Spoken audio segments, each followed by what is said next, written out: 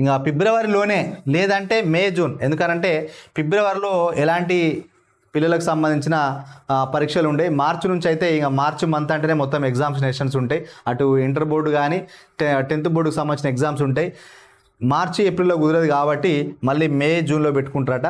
కుదిరితే ఈ ఫిబ్రవరిలో పెట్టుకుంటారు, కానీ ఫిబ్రవరిలో పెట్టే అవకాశాలు తక్కువ ఉన్నాయి. ముఖ్యమంత్రి గారు విదేశీ పర్యటనలో పోయి రావాలి, ఇంకా ఎమ్మెల్సీకి సంబంధించిన టికెట్లు డిక్లేర్ చేయాలి, ఆ నోటిఫికేషన్ కూడా రిలీజ్ అవుతుంది. కాబట్టి స్థానిక సంస్థల ఎన్నికలు ఫిబ్రవరిలో కొంతవరకు కష్టమే. స్థానిక సంస్థల ఎన్నికల నిర్వహణపై అధికారులు అంచనా. పబ్లిక్ పరీక్షలు ఎండల తీరుతో మార్చి ఏప్రిల్లో కష్టమని వెల్లడి. కేబినెట్ అనుమతిస్తే 15-20 రోజుల్లో ప్రక్రియ పూర్తికి సన్నాహాలు. ఇదే విషయాన్ని ప్రభుత్వానికి నివేదించిన ఉన్నతాధికారులు. కానీ ఫిబ్రవరిలో కష్టం, ఎందుకంటే మనం కూడా బడ్జెట్ సమావేశాలు పెట్టుకోవాల్సి ఉంటుంది కాబట్టి.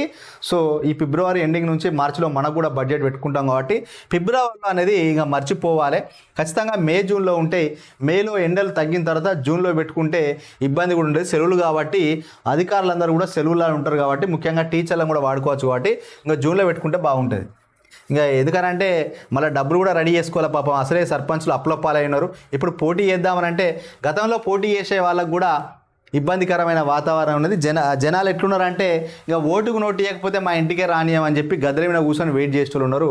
సో ఏది ఏమైనా స్థానిక సంస్థల ఎన్నికలు అనేది కత్తిమీద సాము లాంటిది. ఒక విధంగా కాంగ్రెస్ పార్టీకి ప్రజల్లో పాజిటివ్ ఉన్నది అనే కంటే వ్యతిరేకత ఉన్నదని కూడా చెప్పచ్చు.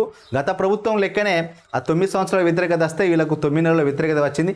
ఏమన్నా ఉంటే ఇంకో ఈ రైతు భరోసా కానీ రేషన్ కార్డుతోనే కొంత పాజిటివ్ అవుతుందా లేదా అనేది కూడా చూడాలి. గందరగోళ వాతావరణం అవుతుంది.